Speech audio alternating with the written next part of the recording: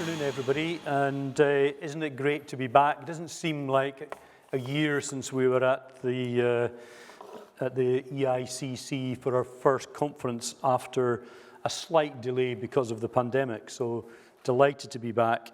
As Dela said, I'm the chair of ETAG, and I'm delighted that the conference is sold out again this year, and pleased to see so many faces that I've been working with over the last couple of years, and nice to see some new people, new faces and new entrants into the conference.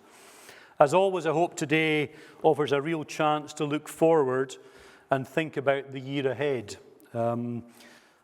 because I think that's what the key message today, I think, will be about. Look forward and look to the growth potential that a fabulous city like Edinburgh can support. And while I don't want to dwell too long in the past, I think that exercise in terms of Slido, looking at the biggest challenges that we face, I think it would be wrong of me not to perhaps have a few words of reflection and not to be too gloom and doom about it. But we are in a difficult position and we can't ignore the pressures of doing business. The consumer confidence is perhaps not fully returned. That the impacts of COVID are still there, but we've got additional cost problems to worry about, which is the increased cost of living and the escalating cost of doing business, which you've just amply demonstrated today. In October 22, the Collins English Dictionary came up with this word permacrisis, which was the word of the year. I'm old enough to remember the good old days when crises came along one at a time. And it was 9/11 and foot and mouth and the global financial crash. And it seems today that every time we look at the news or we pick up a newspaper, there's another crisis. But as I said, I don't want to dwell on too much doom and gloom, because while recognizing the huge challenge that we all have to face in operating in the visitor economy and hospitality and tourism, I think I've been hugely impressed by the way that the industry has collaborated, come together and looked forward to develop new products and new ways of working during the last couple of years, which will sustain the industry going forward. And we've managed to navigate our way through it. And there are some real signs of recovery, which is beginning to show some growth over the last couple of years. And that's very good news for the whole of the industry. And while we're not quite back to 29th position, and I think if I look overall at the stats that we monitor on a month-by-month basis, I would reckon that a very crude average of the industry's position at the end of 2022 was that we're probably about 80% of the 2019 levels. In specifics, looking at Edinburgh Airport, they're back up to 76% of 2019 levels, and the international markets are returning, particularly from North America and increasingly Asia, with the new routes that they've secured. Edinburgh Hotel Association is leading the pack in terms of the rate recovery, and occupancy again up at that level, just below 80% of 2019. And there's a strong forward investment pipeline in the number of Edinburgh hotel rooms that are coming on stream over the next couple of years. And looking at Essential Edinburgh, and some of you may have read Roddy's piece in the Scotsman just a couple of weeks ago, footfall in the city centre is certainly increasing, and the hospitality businesses in December had a very encouraging end to the year with record levels of spending. And footfall in Edinburgh, I think, was just 3% down in 2019, where the rest of Scotland and the UK was about 14 to 15% down. Now, we'll hear more of these stats and about the developments as we go through the conference, either from Cami or Roddy, and certainly some of the spotlight sessions when they're talking about the international development that's coming into Edinburgh over the next few years.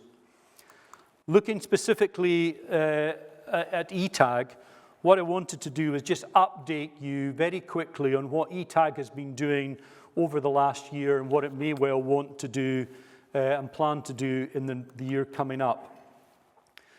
Some of you may have seen this slide before, but our core objective is to collaborate with the industry to compete on an international stage. And we look specifically at 4 areas: business development, market development, industry engagement, and the delivery of the Edinburgh Tourism 2030 strategy. But the most important word there is collaboration, and certainly in the Slido, collaboration was a word that you used, and that's one of the issues that you were raising as an ability for the industry to compete. And collaboration is at the center of what ETAG is about. And I've been hugely impressed over the last 2 years about how the industry can come together and work together. My first conference was in March 2019 when we were adopting the new strategy, and very quickly after that the industry came to a complete standstill because of COVID. And over the 2 years we've worked together, we've developed product, we've changed the way that we work, and I think the results are showing now that the recovery is beginning to build. And in these challenging times, I think it's very important that what the industry does not do is hunker down and look inwards. And I firmly believe that we have to raise our heads, look outwards, and challenge what we're doing and move forward in terms of developing what Edinburgh stands for and what Edinburgh can deliver. And later on, I think we'll be hearing from Patricia Yates about how Visit Britain are doing this, and it'll be interesting to get a perspective from outside of Scotland about what the other parts of the industry are doing. So looking specifically first at business development on the top left-hand side of the screen, there's a significant support available for the Edinburgh's visitor economy businesses, but finding it and accessing it is increasingly a problem. And what ETAG is trying to do is simplify and effectively signpost routes for businesses to gather that knowledge and look to find how they can identify the resources available for them to improve their business. And certainly 2 examples of that would be the Talent Scotland webinar, which was run recently, where the ETAG produced a webinar and toolkits to help businesses look to source visa routes for the visitor economy in terms of bringing people into the country and recruiting from overseas.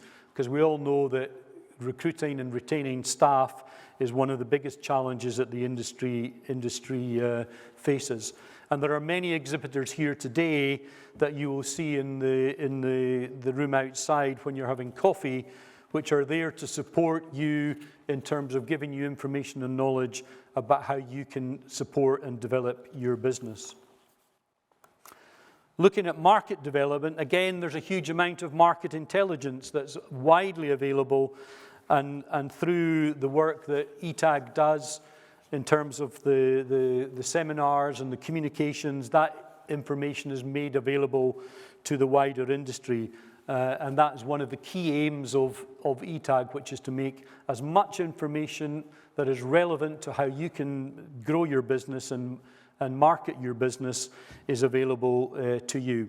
One of the key successes is the China Ready project. And again, one of the key words that came up on the Slido and the opportunities was China. And just as these routes begin to re-emerge, then I think it's important that we look to the Asian market and continue to work on the China Ready project, which is now in its 8th successful year. And Alice is in the room today, and I'm sure Alice would be very pleased to answer any of your questions on the China Ready project. It's now self-financing. The industry itself contributes to work with the China Ready project, and it's entirely self-financing. And over the years, Edinburgh has consistently been in the top 10 of most searched destinations on the Chinese social media channels. The other point that we've successfully championed over the last year has been travel trade. A lot of the industry in Edinburgh has been very successful working with the travel trade, but that wasn't perhaps as widespread as everybody wanted. And through the resources of ETAG and Scottish Enterprise, we've been able to host seminars, webinars, develop toolkits for you all as industry practitioners to develop your understanding and practice of using the travel trade in order to be able to make your business more successful. And that is something that will continue over the next year as we continue the workshops and webinars. Looking at industry engagement, well, this is one of our sessions in terms of industry engagement, which also extends to monthly business meetings, monthly business briefings, and showcasing the developments that are currently taking place in Edinburgh and the investment that's coming into Edinburgh. And that will continue because it gives the industry a great opportunity to come together and discuss the new and exciting projects that are developing and the product that is available. And I think it's a bit of a win-win situation because it provides the industry with all the information and the insights that it's required, and it provides a route for the partners to come into Edinburgh to talk directly to the industry. And finally, the Edinburgh Tourism 2030 strategy. And as I reminded you, it was back in 2020, March 2020, when I launched that strategy, having just been endorsed by the Strategic Implementation Group and the City of Edinburgh Council. To remind you, the Edinburgh 2020-30 strategy was built on 5 pillars. It was on what tourism and the visitor economy can contribute to the people of Edinburgh, the place of Edinburgh, what contribution it can make to decarbonising the environment and for the environment to be sustainable, the reputation of Edinburgh as a worldwide destination, and developing partnerships, which we see as crucial for the future. And these 5 strategic pillars were to deliver 5 key outcomes in terms of Edinburgh becoming a thriving visitor economy, a place where people had better work and fair work and better jobs, that there was ongoing investment in the city, and we'll hear more about that later, but you only have to look at the St James's Quarter and St Andrew's Square in order to see the level of investment that has been coming into the city. Towards net zero. Net zero is a challenge for all of us in the industry, and while it is perhaps easier for some bigger businesses to have their own infrastructure and their own research and their own projects to move towards that goal, some of the smaller businesses are finding this as a challenge, and certainly during the consultation it was clear that ETAG had a role to again point to some information, to develop toolkits and to develop an infrastructure to help the industry get there. And the last one was a better quality of life, because in 2019, if you remember, we were facing the issue of Edinburgh being criticised for suffering from over-tourism, and it was affecting lives in the city. And what we need to get across is that tourism can benefit everybody, from the residents to the communities where tourism operates, and also to the business.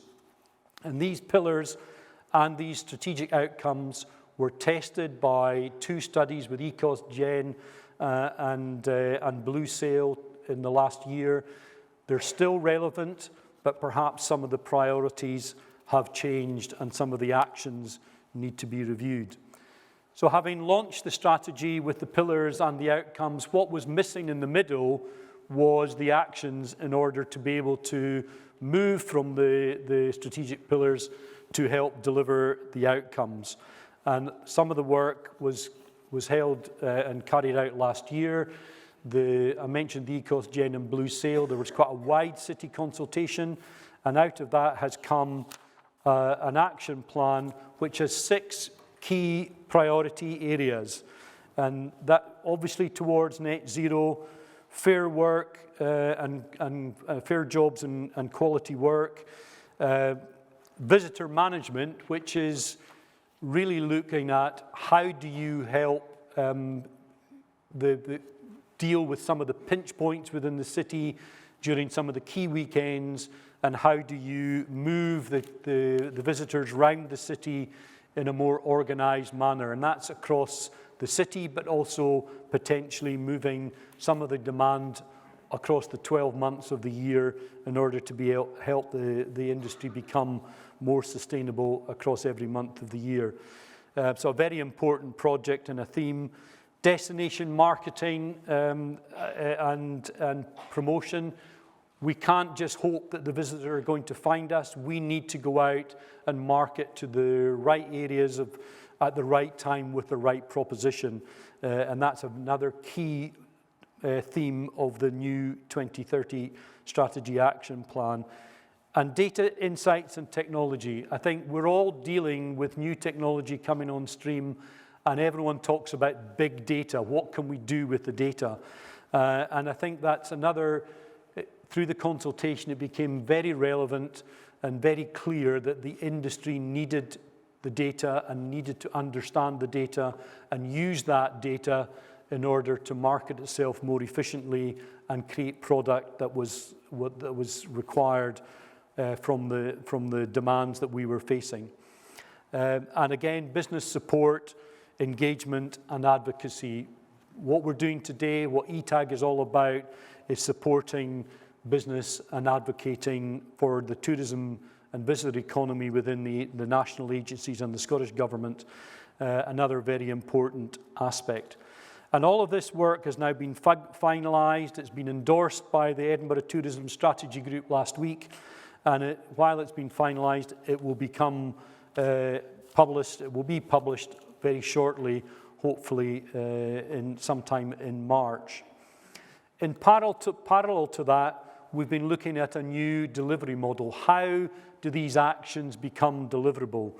And the structure that we're adopting is quite a new and exciting model where there's a hub, a coordination hub in the middle, and spokes which will be responsible for delivering the actions. So it's a decentralised model, not one that's the centre is pulling in, but one where the centre is pushing out. It's decentralised and the centre is only there to coordinate the work of the hubs.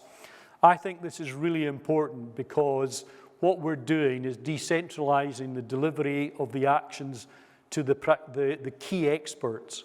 So for example, if we look at the Edinburgh Convention Bureau, Marshall and Amanda at the Edinburgh Convention Bureau are leading that work around the development of the Convention Bureau and what, with its partners and the other venues in the city who are part of that work stream, how are they going to go and help promote Edinburgh as a destination for conventions and conferences. So that's the way that this will work, and that work will be agreed, and the hub in the middle will help coordinate the overall delivery of the work that is being delivered, decentralised model by the spokes. It will focus on delivery. It does make efficient use of the scarce resources, but more importantly, it's built on the model that evolved during the COVID pandemic. Because what happened there was that the businesses came together and we set up some short-life working groups, and the short-life working groups in terms of marketing and conventions and business support carried on working through the pandemic and helped the industry recover. So we've learned a lot from that experience, and I think this new and exciting model, decentralised model, will be a very potent weapon, I think, in Edinburgh's recovery. Again, this has been approved in principle, and we've got a little bit more work to do in how this is going to be resourced, and we'll be coming back along with the action plan to communicate that in more detail in the next few weeks. So I hope that gives you a flavour of what we've been up to and what's looking to be delivered. To conclude, I think it's an incredibly challenging environment for everyone. ETAG does not underestimate the challenges that every industry and every business in the city is facing, and what we need to do more than ever before is come together and work in order to be able to deliver the economic growth and the recovery. Pleased to say there are some real signs of recovery. We've got a strong platform from which to grow into 2023, and I think the collaborating model is so important that Team Edinburgh really needs to come together and help deliver the 2030 strategy and all the actions that we've been talking about today. Thank you very much indeed.